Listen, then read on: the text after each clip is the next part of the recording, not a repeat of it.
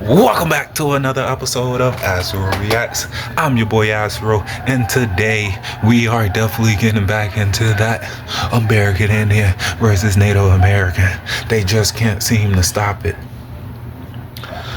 They really just can't seem to stop it.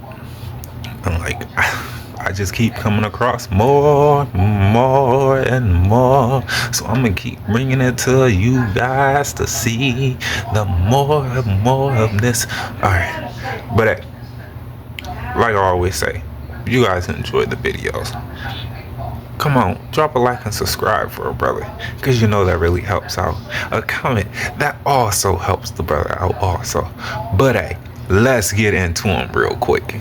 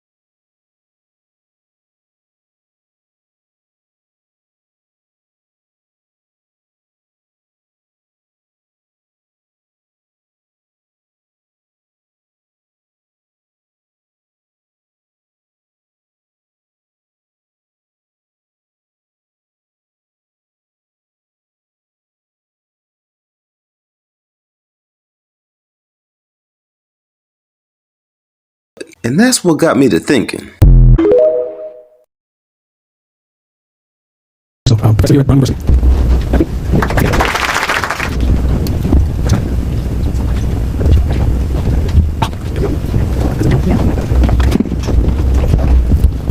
I learned two things from my elders, both here and in Africa. They're very important to me, and so I want to begin my remarks with those two things. The first thing is that whenever you are standing on soil, where the bones of others may be very deep down below, you begin everything with a citation of respect to them, even if they're unseen or unknown or unrecognized. So I want to do that first. And secondly, this is from my grandmother. She always told me, a little knowledge is a dangerous thing.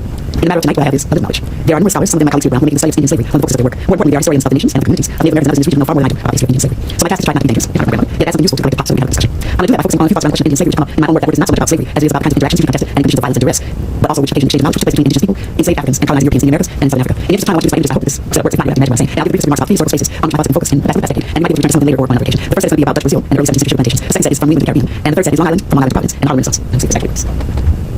Yeah, okay. So that's the right one.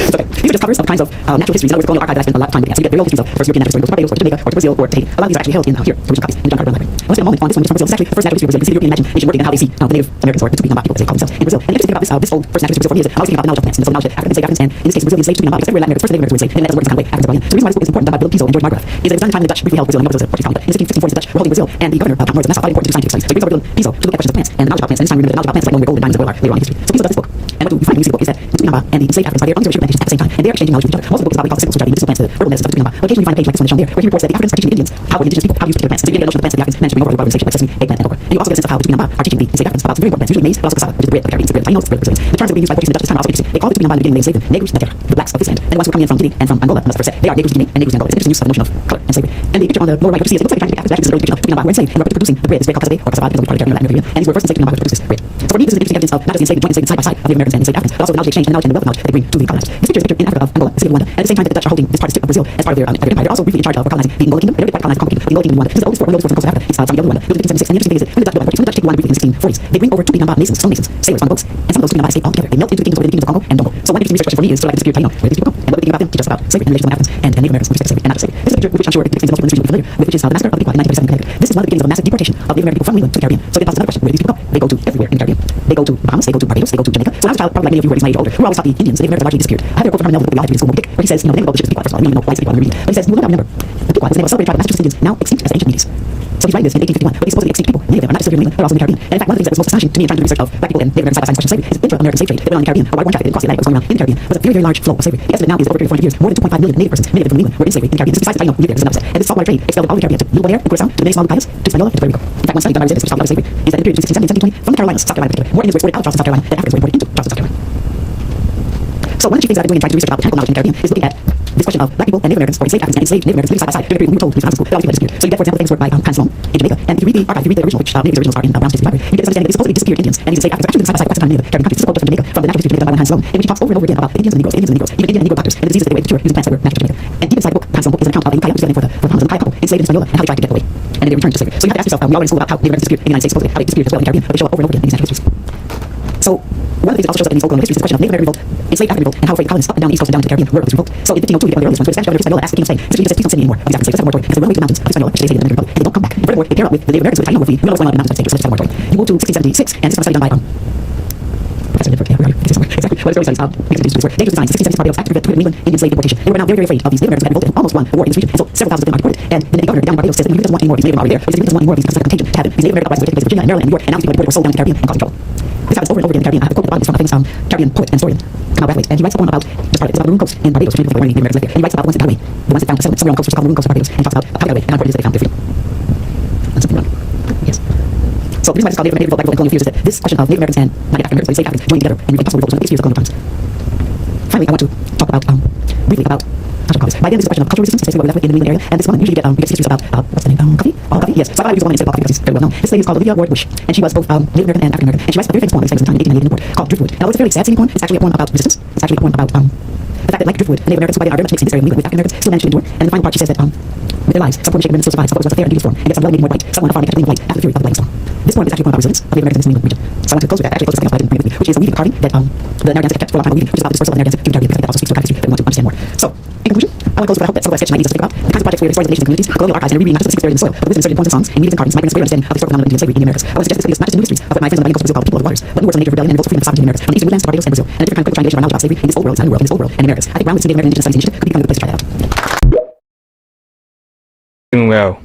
So for those who don't know, I'm Cambodian, and I'm not fully original Cambodian. I'm mixed with Chinese, and I might be mixed with French.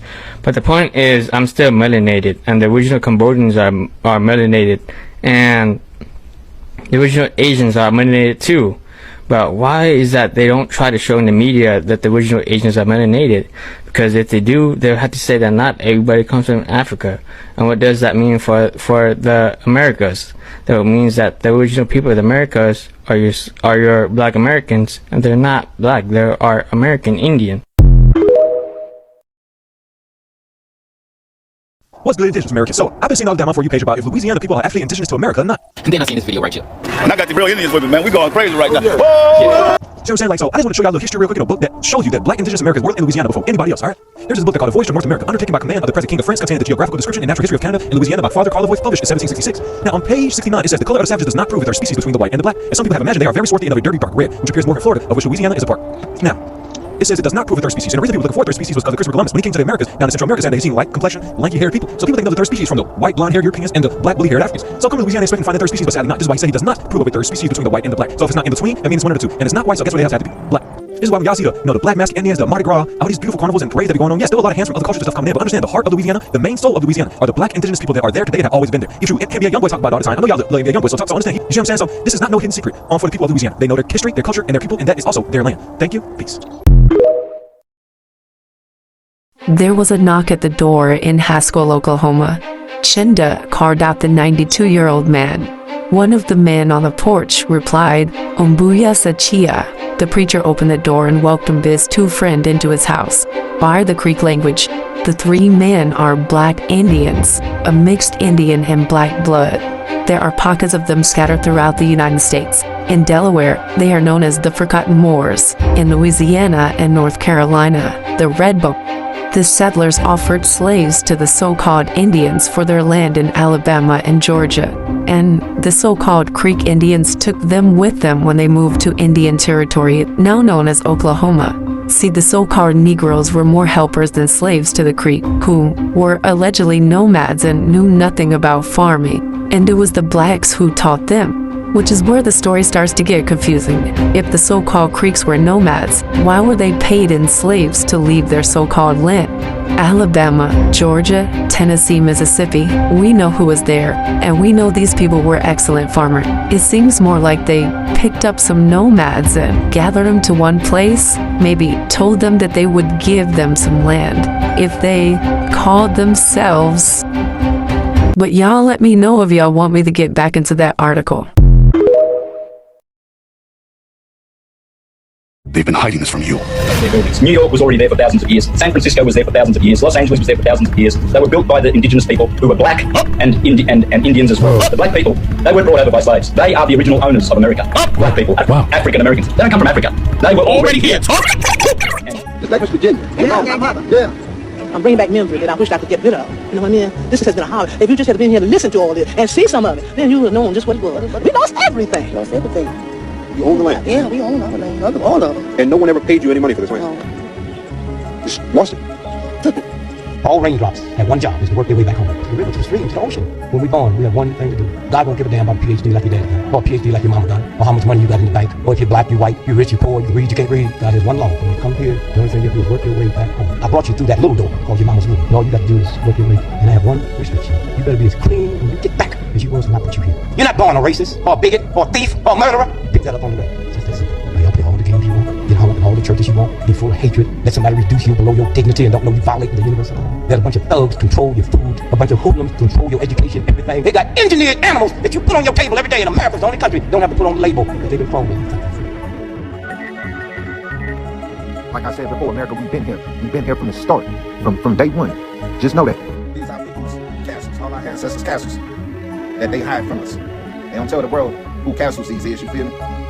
They just try to say it was some old French man, some old, you know what I mean? They never say it was our land, our creation. But y'all see it, this historical land right here, ancient land right here, Tartarian land right here. Our people's, you feel me? It's the biggest cover up in America's history right here. It's the shit they don't want you to know. Yeah, it's the shit they don't want you to know, don't want you to see. Yeah, they hide this shit from the world right here. Look at that. And just like San Quentin and Alcatraz, y'all heard of Queen Caliphate, that was her castle. This shit go deep, y'all. This shit go hard. Now we know. Now we know. Let's dive a little deeper into this right now. Let's look at the real big picture right now. Check this out. That's my image right there. That's a black man. Look at them lips. Look at that nose. These are people right there. In history, y'all. President Titu, born on April 29, 1876, was Ethiopia's first and last female ruler. Descended from the legendary King Solomon and Queen of Sheba, her reign was a significant chapter in Ethiopia's storied history. And remember this too. Asiatic face, by the way, comes from the San people from South Africa. You ever see so many black Chinese men? That's where all Asians come from. The San people are most people from South Africa. Those are Bushmen. They were black Chinese. That's where the Chinese come from. That's where the Chinese come from. The San people from South Africa. There's Asian looking black. OCO family. You ever sit and ask yourself why we call so many things throughout history? Are you black? Are you Negro? Are you colored? Are you Afro-American? Or African-American? Nah, we ain't no Africans. And we wasn't brought up. Slave ships. We are the American Indians, and we always been on these lands. We are the mound builders, the Olmecs, the Aztecs, the Mayans, the Incas. I mean, look at the murals, you'll see. Spitting image. We always been here, and we always will be here. We are the original Americans.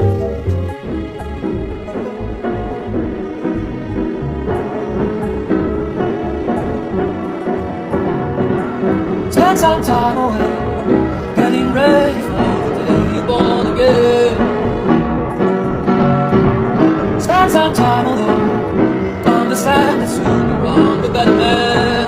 Alone again, alone again, alone again, alone again.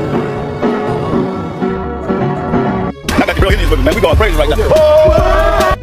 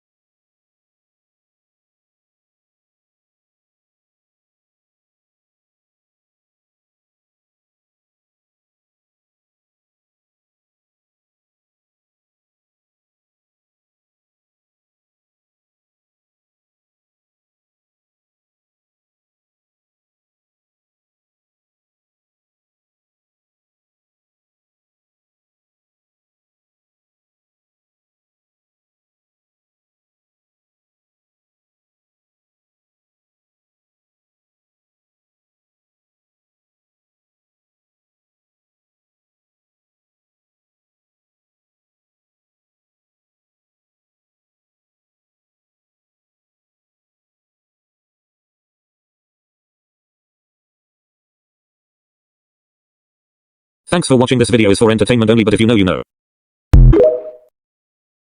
We are literally the only group of people in this land who have been outlawed and barred from reading and writing. But wait, there's more. That's why the first thing that I show you when you check out my new website, nativeblackancestry.com, the first thing I show you on the homepage is a clear timeline of our racial reclassification. 1492, they start calling us Indian. 1682, they start calling us Negro. 1851, they start calling us colored. 1960, they start calling us black. 1988, they start calling us African American. Guys, why did they specifically target us to not read and to not write, and specifically target us to be racially reclassified every 100 or so years? What other conclusion can you draw? Many know about slavery, but few discuss paper genocide. We did not all come from Africa, and most of us have Aboriginal roots that were stripped away due to reclassification and miseducation. As a native Black American and a member of the Muskogee Creek Nation, I understand the importance of tracing your lineage. If you want to learn how to trace your genealogy and apply for tribal citizenship, go to nativeblackancestry.com to schedule a consultation. Black people, African Americans will never be deported off of this land because we are the Aboriginal of this land. Y'all know Trump just signed that executive order getting rid of birthright citizenship, the 14th Amendment. The 14th Amendment clearly states that any persons born in the U.S. and not subject to any foreign power, excluding Indians not taxed, are hereby declared to be citizens of the United States. So they said the Indians who are not taxed are not citizens of the United States. Okay, so what is an Indian not taxed? An Indian not taxed is living on reservations under the care of government agents or roaming individually or in bands over unsettled fractions of the country, right? Okay, so then it goes on and it separates and it says Indians not in tribal relations, whether full blood or half bred, who are found mingled with population residing in white families, engaged as servants or laborers, or living in huts on the outskirts of towns, are regarded as the ordinary population of this country. So that didn't include them. It said the Indians that are not taxed. Who are they? Who are the ordinary population of this country? That's us. Because isn't it weird that this article says excluding Indians? Trump admin questions Native Americans' birthright citizenship in court. Why did he separate Native Americans and Indians? Because the Native Americans are planted, they're characters, they're playing a role. They were brought over here by Siberia. Siberians. This group is the direct ancestor of Native Americans. 2/3 of Native American ancestry can be traced back to them. I'm 16% Mongolian. Look at this. We were the Indians. I mean, we didn't call ourselves the Indians. That's just what Columbus called us when he was brought over here by the Moors. But he didn't discover us. The discovery of America. The discovery of America. Is it all in there? Nearly. Isn't that fantastic? Look at that. The discovery of America. I think I'm just going to leave this $10 here on the table so that way it's out of my hands. We were already here. We are Aboriginal to this land. And if you need any more proof, you go further down in North America from Mexico to Panama. They all are black. The Mayans are black. And the Native Americans are getting deported and they're talking about having to carry around their ID card. Why do they have to carry around their ID card to identify themselves? Wouldn't the government be able to identify their own Native people? Make that make sense. Okay. See, the sooner y'all realize Pocahontas descended from this man, the sooner y'all understand what we, so-called Black Americans, mean when we say we descend from, and thus are, the Amerindians, the Paleo-Indians, the American Indians, whatever you call the indigenous inhabitants. Not to be confused with the politically orchestrated and federally recognized Native Americans. They like to put these prefixes on our name, but they know who we are. And now, we know who we are. Have you ever wondered why they fought so hard to keep us from knowing who we were? It's because we weren't exactly civil. By 1670, Slavs and servants were banding together to rebel against owners. 1680s, Virginia passed 2 acts that combined, quote, Native Americans and Africans into a single racial category. It didn't matter if you were a, quote, Negro, a Moor, a mulatto, or an Indian. If you weren't Christian, you could be held captive. I heard some people think they were only enslaving black people, like you were from Africa if you were a slave. Don't even get me started on the 1700s when they started using terms like black and Indian and mulatto synonymously. Not required. Okay. Only the lineage is required. Okay. I just did mine because I wanted to. Okay. It's not required. Okay. And what's your position in the tribe? I'm principal chief of the tribe. We cover Southwest Louisiana and Southeast Texas. Okay.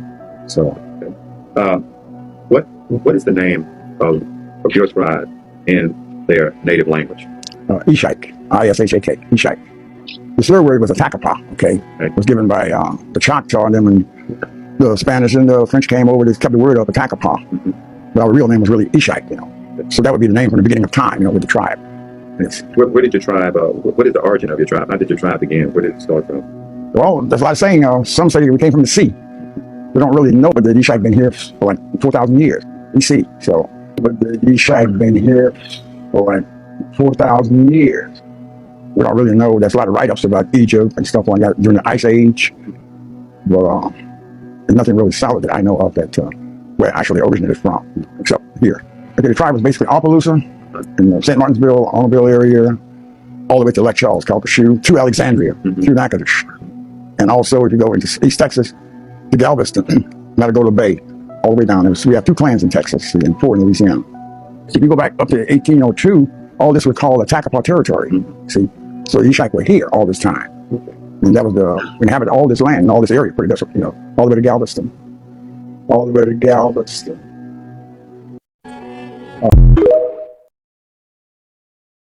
There's a reason why they don't teach you about Bacon's Rebellion.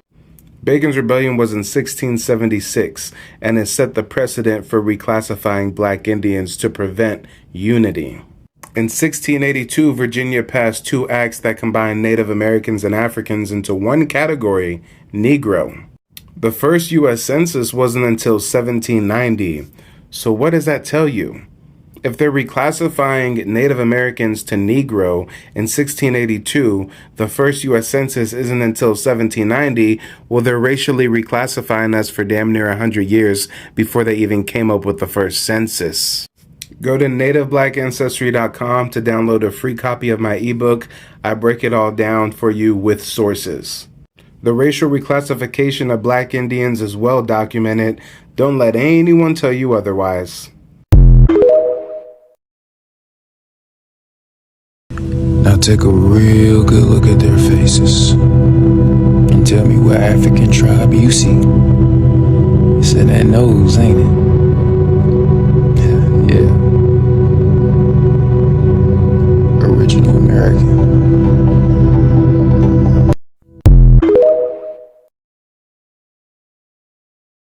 We're going to let a Native American tell you the history. Watch this. In Virginia in 1705, for instance, the government decrees that the child of an Indian will be known as a mulatto. That is, a person who's half white and Indian, half African and Indian will be a mulatto. Legally. Okay, let me cut you off here because we don't want to keep you here all day. There are several things that are significant about it. Of course, one of them is the way that colonialism tries to develop all kinds of elaborate classification terms for different kinds of people. But that's another subject.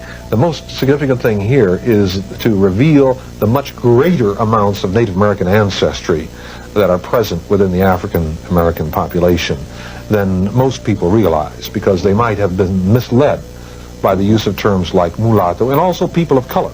So this Native American knows that there's all kind of so-called black Americans with indigenous roots, but y'all don't know that? Come on, man, let's make it make sense.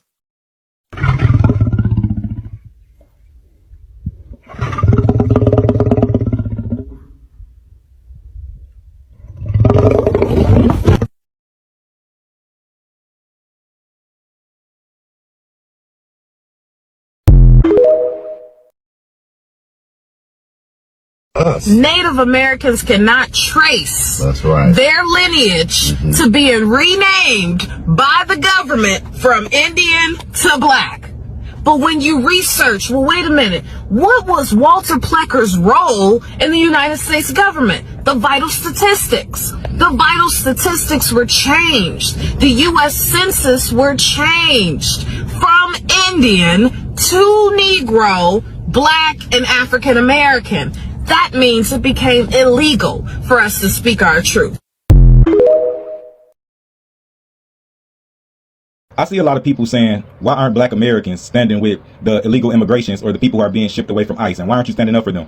Why will our people have to stand up for them? It doesn't benefit us as Americans, indigenous Americans, the people, no matter anybody in this land, No matter what ethnicity in this land, if something went down, everybody else got somewhere to go. We are at home. This is our ancestral homeland, North America, what you call the United States. Before it was the United States, it was our ancestral homelands. Whether you agree with that or not, the next fact, what I'm saying, if all you motherfuckers ran and went all across the world, we still would have to deal with the effects of whatever going on in North America, the mainland, West India, however you want to cut it, the real true land mass of America. We are from here. We would have to deal with that. So if everybody wanted to run back to Europe, Africa, even down to Central America and South America, which they have melanated indigenous people too, guess what? In the United States, we still have to deal with any type of ramifications what's going on. If we ended imperialism tomorrow and we ended a lot of different things, we still have to deal with the whatever's going on in North America. The politics is going on in America, we have to deal with that. Whether the education, crime, whatever's going on in North America, warfare, our people have to deal with it, whether it's directly or indirectly, because we are on this land mass and it's our land and they built a society on top of us. So we always constantly have to deal with it. So with that being said, it doesn't benefit me to support illegal immigration. First and foremost, I can't walk into your country just because something's going on in the United States. I'm going through the United States, rent is high. I can't walk into your country. I can't do that. What they do that at? It's basically common sense and common decency. And then what the political parties do, they try to use everything political. It's not even a political thing. You just can't come in nobody's country just because you feel like you want to come and you got this going on in your country. It doesn't work like that. You can give somebody a dollar on the corner, you know what I'm saying, because they ask you for one and you can sympathize or empathize with their situation, but I don't have to bite you in my car, and let alone I don't have to bite you in my house. You get what I'm saying? So the logic that think that Americans, and not just so-called black Americans, but any Americans, especially even our Hispanic communities who are been here, who came here the right way, or if they came here illegally, they here now and they didn't get caught. You know what I'm saying? They have got citizenship. Hey, it is what it is. But at the same time, it doesn't benefit none of us to be supporting people come over our borders. Now if they're coming from Mexico, now if they're coming from Africa, now if they're coming from Europe, no matter where they're coming from in the world, it doesn't benefit Americans to support illegal immigration. You just can't walk across nobody's house just because you have something going on. Y'all are powerful in your own countries, and your real power is in your country. And then furthermore, if something does pop out of the United States, how much shit that so-called black Americans, the real American Indians, does talk about America, when shit pop up, it's our ancestors who fought in these wars. It's our ancestors who have to come save this motherfucking country every time, the same country that we goddamn built. So my thing is, we can't just be letting people all over just because they want to come over. You know what I'm saying? That affects all of us. You know what I'm saying? Shit. You know, something pop up in this bitch, it always falls. We're going to get the short end of the stick. Whether we got to go to war and fight and do this, or our communities are suffering. So no, it's not beneficial for us to see deporting people just coming over the border just because they feel like they coming over the border. And furthermore, just with immigration period, the colonial system, the imperialistic systems of Europe has always used immigration as a tool against the people. And they're still using it against it today. You think it's just us. You know what I'm saying? Of course they did it back in the day, the 14, 15, 1600s, to subjugate us and take our land. But also, they're doing it today. You know what I'm saying? When they bring other people from Europe over here, mixing in with the white Americans, the white Americans think that strengthens their numbers. No, they're taking away your heritage as a white American that you've taken away from that. You get what I'm saying? Same thing. We have enough people here to build what we got to build in the United States on our own from all the different ethnicities. We don't, if people want to come up here the right way, but you just don't get to walk and come inside somebody's house. We got to learn how to get along with each other first before we just keep letting people come over just because they got an issue going on. We got issues too. We can't run in their country because rent is high. We can't run to their country because motherfuckers hungry. We can't run to their country because we got fucking poor health care. We can't run to their country. We have to deal with the fucking problems that we got going on here. And I understand the imperialistic aspect that our government go around kicking in people's doors for their resources. And yes, we have, as a people, have to deal with that and stop allowing them to do that. But still, it doesn't relate the fact that you just can't come to nobody's land just because you feel like it. You can't. You already been doing it for 500 years. You get what I'm saying? So as a so-called black American, a real American Indian, the real indigenous Americans, the top Americans, I just want to be clear, I would never support illegal immigration. You know what's crazy? And we live in a world where if you are a black American, you get told that you have an identity crisis. We get told all of these things because we are nationalists too. And it's okay to be a black nationalist. If I was in Germany, which I was, over there in Europe, if you're an Italian, you're an Italian. If you're a German, you're a German. If you're Spanish, you're Spanish. But as soon as you come back to America and say, I'm a black American, I'm not from Africa, something's wrong with you then, right? Again, there is nothing wrong with being a black nationalist. If you are proud to be an American and you're black, there's nothing wrong with that. And to anybody that says otherwise, you don't know that person individually. So do not generalize all of us and throw us all in the same boat, especially a boat that never came here with African Slavs, okay? Calm down. Africa are you from? I'm from America. That's what we're saying. Just like hold on. Just like somebody from Jamaica, they're not going to say what country in Africa they're from. Somebody in Haiti is not going to say what country from. They're going to say they're Haitian. Because they were closer from, what is it called, the triangular slave trade? First and foremost, we're not from a country in Africa. It's 50 states in the United States. I don't know if y'all educated since y'all know so much. Let me just explain this to you. It's 50 states in the United States. I was born in Michigan. My parents were born in Michigan. My grandparents were born in Alabama and Tennessee. My great-grandparents were born in Alabama and Mississippi. My great-great-great-grandparents were born in Alabama. My great-great-great-great-great-grandparents were born in Alabama. And my great-great-great-great-great-great-grandparents were still, it wasn't even Alabama yet, it was Indian territory, Creek Indians and Cherokee Indians. So again, we are from North America. We're not African at all, first and foremost. But hey, y'all want to believe that juice? Believe it. But even if y'all go with all that y'all say, oh, we're African, came from slave trade, we're still been in America before anybody. Most people's even over here. We've been here. We are the indigenous people of the United States. Again, we're the indigenous people of North America, but we're the indigenous people of the United States. Well, after we get that point out, let's understand this. This is what I find real disingenuous when y'all come over here. Africans look at African Americans. They're like, these people have credit cards. We don't even have credit cards. These people are not even working, and we come here and we bust our asses. And now we're doing this. We're now 6 figures, and these people have all these years to become all these great jobs and careers, and they're not doing anything. I'm just saying this is what they're saying. Yeah, this is the conversation. It's like you have all this time to get free money, free loans, and you don't get that back at home. Yeah, but y'all get that when y'all come here, though. Exactly, and guess what? We're right here. Y'all come over here, understanding that y'all are fleeing oppression in your own land. Y'all are fleeing European imperialism in your own land. Y'all are on the land where y'all know this is your land. Y'all know that Africa is your land. All sub-Saharan Africa is yours. Y'all know y'all are fleeing that and taking 1,000-mile trips going to start a new life in the United States and Europe. But you're fleeing the poverty in your own land, and you guys keep bringing up this poverty about our land. You're comparing yourself to the ghettos of America, but that's the people, even when you get here, you emulate. You emulate from the aesthetic, from the vernacular, from the words you say, from the hairstyles, down to even like how us as men dress, and down to how our women lay their baby hairs down. That's what y'all emulate, the hood people. But let's keep in mind, we are not a monolithic people. We have people in the middle class, we have people in the upper, higher, wealthy class that y'all are trying to become. But y'all not on that level. Y'all don't compare yourself to them. Y'all come up here and compare yourself to our poor. Why aren't you comparing yourself to the millions of people and the millions of poverty that you left in Africa? Why aren't you comparing yourself to that poor? That would be my question. If you came from one of the countries in Africa, when it's millions of poverty, we know we call them ghettos over here. They're called slums in Africa. Why aren't you comparing yourself to the people in the slums in Africa? You can't come over here and say we're doing better. Y'all down here and y'all been here for this many years and y'all ain't doing this. Well, y'all in your own land. Y'all in your land. No, like we're in our land, North America, but y'all know that it's your land. Our imperialisms are different. Like these people that brainwashed a lot of stuff, just like y'all been brainwashed a lot too. Don't get me wrong. But y'all haven't got to the level we got when it comes to this imperialism shit. Y'all know it's your land. Y'all is your land. Why aren't y'all controlling building that? So I'm saying y'all should stay off that conversation because it sounds crazy to us. You come over here comparing yourself to our poor. Meanwhile, you're emulating our poor, or you're emulating the hoods. You're emulating the ghettos. You're singing the music. You're rapping. You're doing everything our so-called people you saying is down here doing. That's what you're emulating, but at the same time, you're trying to emulate our middle class and our higher class. And when you had a conversation, you don't talk about that middle class and higher class that you obviously know that we have because you came to America and you live in the United States. So you're in the suburbs. You know we have people who live in the suburbs just like you. You know we have people with more wealth than y'all. So don't start talking about wealth because y'all wealth can't compare to the wealth that we have over here. Yeah, that's just true. But your wealth is in your land. With the people fighting against imperialism. We ain't ran in Africa. It's people come over here, get land, and it's some people who believe that they're from Africa. I know people who don't. But it's some people who believe that they're from Africa and they go get property and you know what I'm saying, do things over there. But on a mass scale, when it gets tough over here, we're not running to Africa. So you can't compare yourself to us. Let's be clear. You can't just compare apple to oranges. But we know where we're from. We're from the 50 motherfucking states. And before the 50 states, we're from North America, indigenous North Americans. And let's not forget that you guys are the privileged class. So you had the privilege and you had the resources to be able to leave the poverty over in your land or your country. You guys are a respected country. You already was privileged more than other people. So you can't come over here to make yourself feel superior. You look at the people who may not be doing the best in America, the whole time emulating them, walking, talking, acting, or you stay in America, your kids want to emulate us, and then try to compare it. Well, the whole time you was already the privileged class from Africa to be able to get a ticket. Think how many people back in Africa can't wait to get a ticket to be able to go to Europe or United States. And someone just don't have the means, but your family obviously had the means to get over here. So you, the privileged class already. So you talking about the privileged class trying to come over and compare yourself to the underprivileged class in the United States. There's 5 nations. One nation can do it. Right. They had to get the Africans. Right. They had to get the Mongolians. I'm not pronouncing it right. You don't know. No, it's Mongolians. No, you pronouncing it right. And they had to get the Asians. Right. They had to get the Middle Eastern. Right. And the Caucasian was the last. Europe was the last one. Right. And they all had to come together to beat us. Right. But one nation could beat us. Right. We was great warriors. Right. We were great warriors. And we were great builders. We did everything. And we was here in this country. Right. For anybody. Because God gave us this land. Right. He said, I'm giving y'all this land. But if you allow other people to come in, he called them foreigners. Right. And he said, I'm going to let the foreigners come in and rule. Right. Because you disobeyed me. Right. And that's why they're leaving us today. Because Choctaw?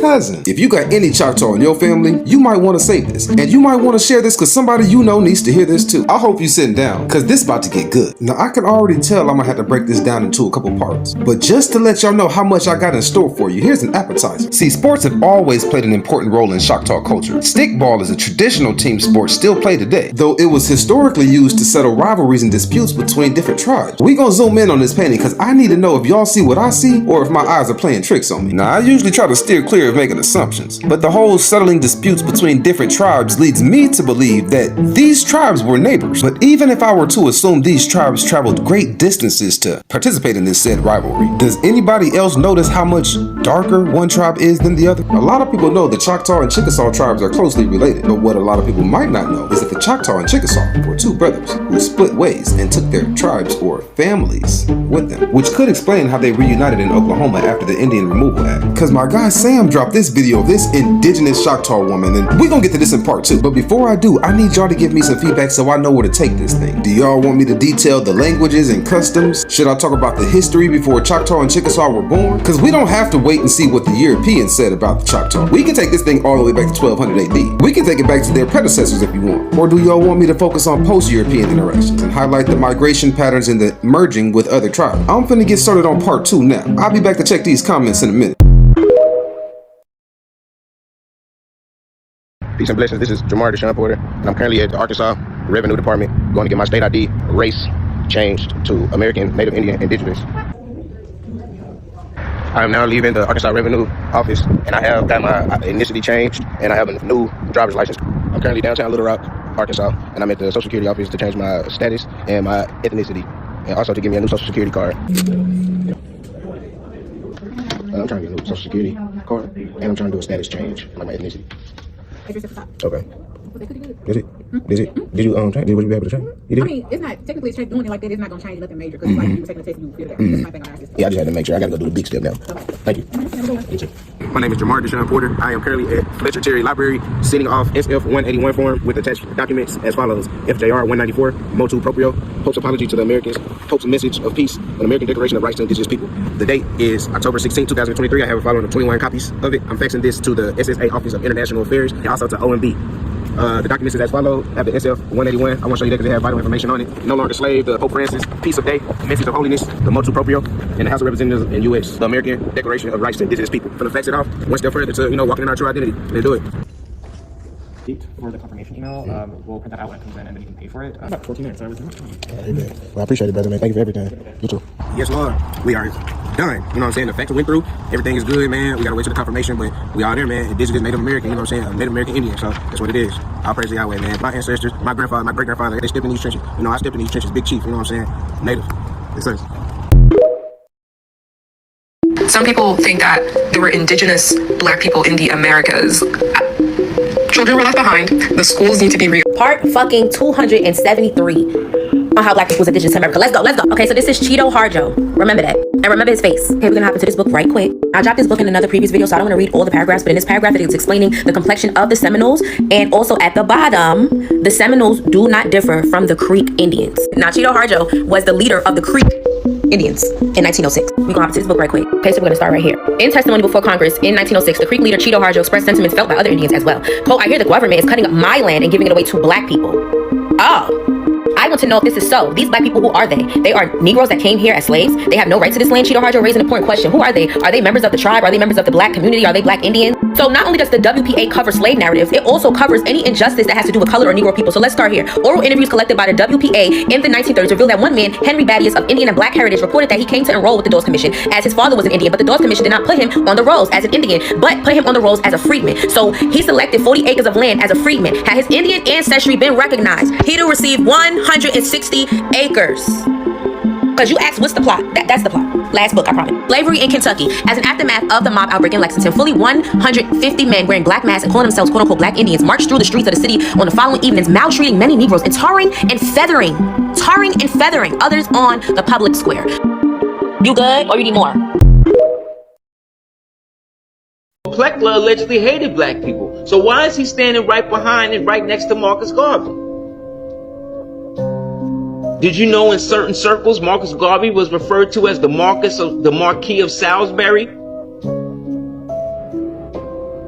Look it up. What is the Salisbury steak? It's not a steak at all.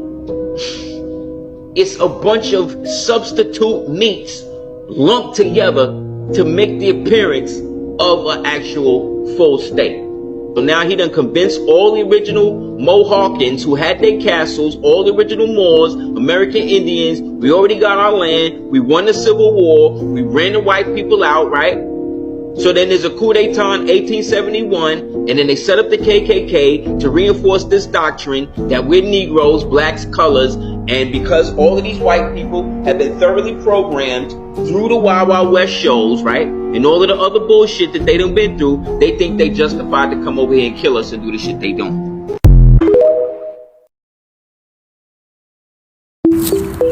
You might have cracked the code with this one, bro. I always wonder where are the Africans with the passed down stories about an ancestor that was taken away. Millions? And none of them have family stories looking for their ancestors in America? See, this the one right here, man. He might have cracked the code with this one. So, everybody knows that we're not African. Everybody knows who we are. Africans know we're not Africans. Asians know we're not Africans. Everybody knows who we are. But here go the bigger question. Why are we that important that our identity has been hidden so far and so deep to the point where only this generation is really understanding what's going on? What makes us so important to hide our identity like that? Ask yourself that question. They told us we was black and that the real natives of this land was the Indians that look like the Indians that come from India. But if y'all would ever go to Mississippi, you know the places they try to hide the most, you'll see black people that actually look like Indians with long flowing hair, just like the people from India, but they're black. They have a lot of melanin in their skin. They're dark skinned. As a matter of fact, most of my cousins are Indians. They are real Indians, Choctaw Indians. But they told us no, and if you say this to somebody, this is just how brainwashed that they have people believing that you're black, like they just made this up. That if you even say this to them that, hey, no, I'm actually a Choctaw Indian, that they will debate with you and even start to tell you how you're nothing but a slave. And I'm talking about some of my own people have done this. And even want to go as far as to say that, oh, well, you need to take a test to prove this. Like, come on now, be for real. They tricked you. They didn't want to give you any resources to this land, so they lied to you and they made you feel like you were black. You're not indigenous to this land. You weren't here first. There were people here before you, but how could that be? What if they actually, what if we are the Indians that they were talking about? We were already here and they came over with their boats and they took people from here and they spread them out all over the world. What if they did that? You're not going to tell me that they took everybody from Africa and everybody that looks like me with melanin in their skin, that they brought them on a boat from Africa. Yeah, right. Come on now. Let's start with the fairy tale. Maybe they brought some people over here, but I'm telling you, some people were already here. As a matter of fact, a lot of people were already here. But every time they show Mississippi has been a slave state, nothing but slaves, and, you know, this certain look of people. But if I can only just show you pictures of my cousins and what they look like, you'll see how these people lied. They straight lied to us, okay? Turns out, so-called black Americans claiming to be indigenous isn't just some recent trend after all. Let's just look at some of the earliest members of Congress. Go ahead and get your screenshots in if you want to do your own research. Let me introduce you to everyone. This your big cousin Hiram. Hiram R. Revels, born free in North Carolina in 1827, from ancestors who had been free since before the American Revolution. His parents were of African American, European, and Native American ancestry. And this your cousin Ben, Benjamin Sterling Turner. Now, according to Wikipedia, it says he and his mother were relocated to Alabama during the forced migration of internal slave trade. This your cousin Rob. You better not say nothing about his head. Robert C. DeLarge. No pun intended. Now, Rob's story is kind of interesting. He was born in South Carolina in 1842 to a free woman of color who was part Haitian and a Sephardi Jewish father. What is Sephardi? These would have been Jews from the Iberian Peninsula. This is the area the Moors ruled for 780 years. And as y'all can see, the term is derived from Hebrew, as most of these Jews are from North Africa. And this your other cousin Joe, Joseph Hayne Rainey. Now, Rainey's story is kind of interesting too. See, he was born in South Carolina in 1832. His mother, Grace, was of indigenous and French descent. And this your cousin Rob, Robert Brown Elliott. His story is a bit more collegiate. Rob was born in Liverpool, England in 1842. His parents, however, were most likely from the West Indies. Y'all seen Rob the first time, right? If you thought this was interesting, share it to a friend. Or if you want to hear more about your black, native, and indigenous roots, let me know if there's a specific topic or tribe you want me to cover. Here we are, on the map, in the most ancient America, the one our bones remember. This land, this isn't just dirt and rivers. This is the heartland of civilization, the real utopia, the true promised land. They erased the names, buried the cities, silenced the languages.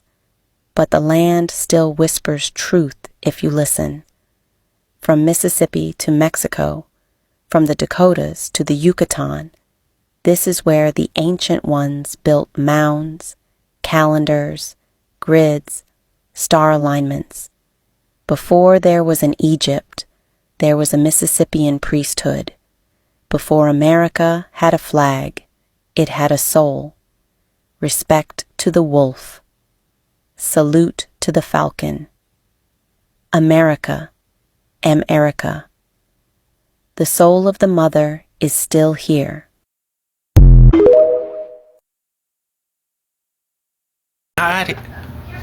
You can't hide the truth anymore. You can run with that whitewashed history all you want, but it won't seem to work anymore. It will not work, because we know the truth and we are waking up to it. There's nothing that you can do. There's nothing that you can do. You cannot put this genie back in the bottle. And like old girl said, I don't know her name, I'm not gonna lie, but that Asian woman who's been out here exposing everything. You guys suppressed it back in the day because everybody wasn't big on the internet. You suppressed it back in 2020 when they brought it back out. You tried to suppress it back in 2022, but a lot of us started to find out. You can't suppress it in 2025. We're on it. We know it. And it's being exposed. You can't hide it. You can't put this secret back inside the bottle because it's out for everyone to see now. But hey, if you enjoyed the video, go ahead and drop a like and subscribe for a brother, because you know it really, really, really helps us out. And every little clip, we thank you guys for it. But hey, I've been your boy Azro. This has been another episode of Azro Reacts, and I'll check you guys next time. Deuces!